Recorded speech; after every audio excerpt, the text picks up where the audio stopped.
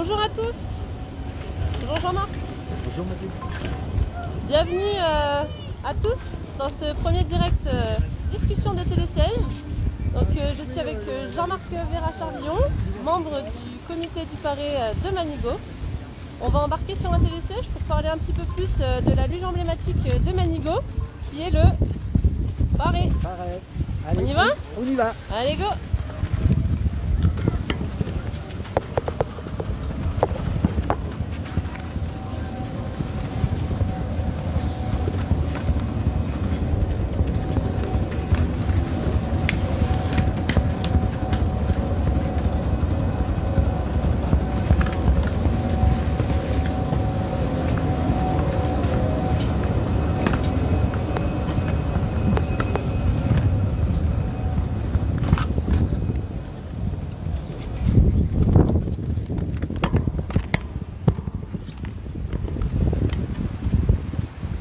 Alors Jean-Marc, tu vas te présenter à notre communauté?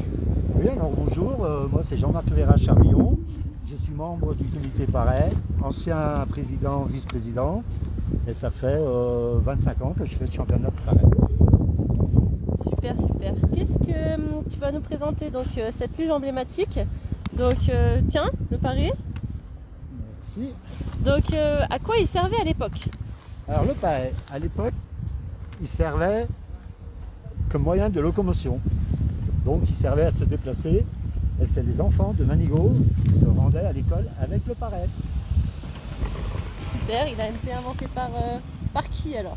Alors ça c'est un peu le problème, on n'a jamais trop trouvé qui l'a inventé. On a fait beaucoup de recherches avec les anciens, mais nous on pense, et les anciens aussi, que le Parais il a été fabriqué par les parents et il offrait ça aux enfants pour leur activité. Chaque famille faisait un Parais pour leurs enfants. Et en quelle année à peu près ça, tu crois? Alors les années, bah, écoute, on a fait des recherches, on a des photos, 1908. Alors en 1908, il y avait déjà des petits concours de Parais, hein, donc ça remonte très, très loin. Et moi, j'ai retrouvé dans un grenier un ancien qui m'a donné un Parais qui datait de 1860.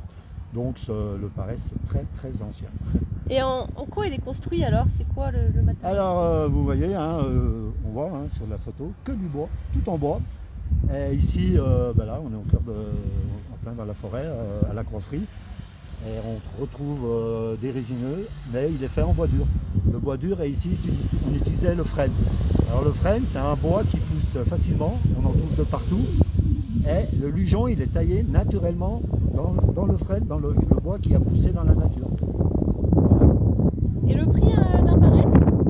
Alors le prix d'un Parais, si on prend un vrai Parais, parce qu'il y a beaucoup de Parais, aujourd'hui on trouve des Parais de partout, et le vrai Parais de Manigot avec son fer, sa largeur de 4 cm, on dirait les prix entre 80 et 130 euros. D'accord, super. Très abordable hein, pour une petite luge. Donc du coup cette luge est devenue la luge emblématique de Manigot. Pourquoi? Pour quelle raison? Alors cette luge, c'est vrai qu'elle a fait beaucoup parler depuis, on va dire, les années 80. Elle est emblématique parce qu'on trouvait du Parais, on trouvait nulle part. C'est très très local. Il y avait un petit Parais qui existait sur les clés mais qui n'était pas de la même forme. Donc c'est très local à Manigot. Donc le Parais est aussi son championnat. Donc aujourd'hui c'est la mascotte de Manigot. Hein. Le Parais c'est Manigot et la vallée aussi. On va dire. Donc c'est l'outil indispensable d'un Manigodin. Ah, aujourd'hui, dans toutes les familles, on retrouve un Parais, même plusieurs Parais, c'est la mascotte, hein. C'est la mascotte de Manigot. Hein. Génial, génial. L'Office de tourisme est à l'initiative de la création du célèbre championnat de Parais à Manigot. Cette année, on célèbre la 29e édition, donc en 6 manches, en nocturne, et ça a été créé en 1992, c'est ça? Alors c'est ça, le championnat il a été créé en 92 alors à l'époque c'était pas l'office de tourisme, hein, c'était le syndicat d'initiative et on avait un directeur qui s'appelait Christophe Lodel qui organisait déjà des courses avant, des courses amicales sur le domaine de Croixfrit ici, donc sur la piste du Grand Quai. Et à partir de là, eh ben, il a décidé avec un ancien qui s'appelait René Marius, qui a fait beaucoup pour le Parais, qui fabriquait beaucoup de Parais, qui a passé sur toutes les télés mondiales. Et là, ils ont décidé, on dit pourquoi pas faire un championnat. Et c'est parti comme ça, en 92. Donc les manches s'alternent une fois à Croixfrit, une fois à Mer d'Acier, sur la piste du Grand Cré et la piste du Blanchot. Qui a gagné le plus de fois ce championnat, Jean-Marc? Alors, si on remonte un peu l'historique, hein, depuis 92, alors plusieurs personnes ont gagné le championnat, parce que avant c'était facile, les gens ne savaient pas faire du pareil, parce que le pareil il est ressorti en 80.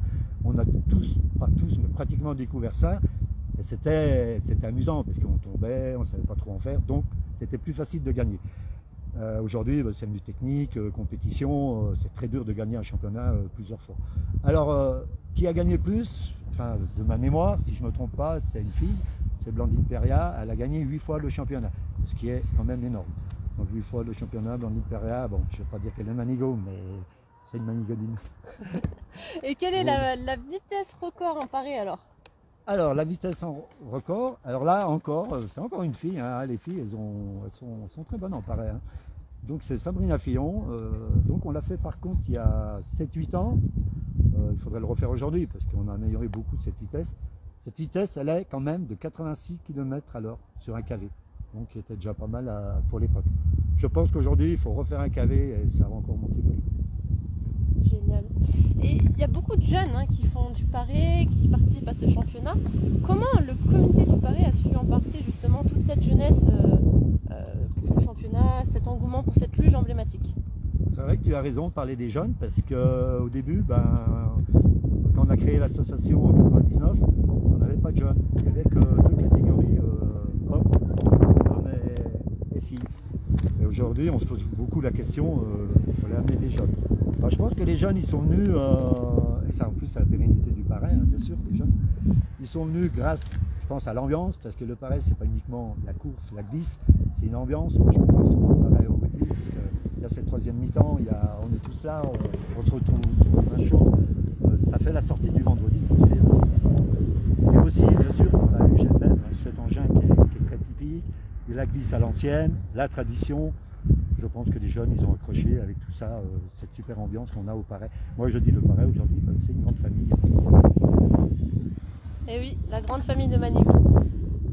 L'Office de tourisme vous propose des initiations hein, chaque semaine à nos vacanciers et à tout le monde.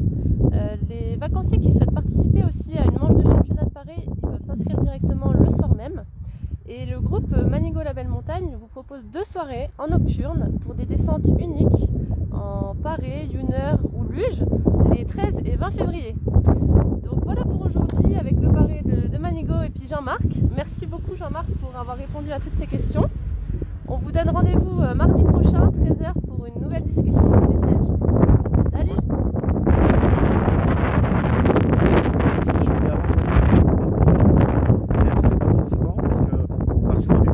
Ceux qui ont fait aussi le Paray, c'est tous ceux qui ont participé depuis le début, depuis 92, et ils sont nombreux, et il y en a qui sont là.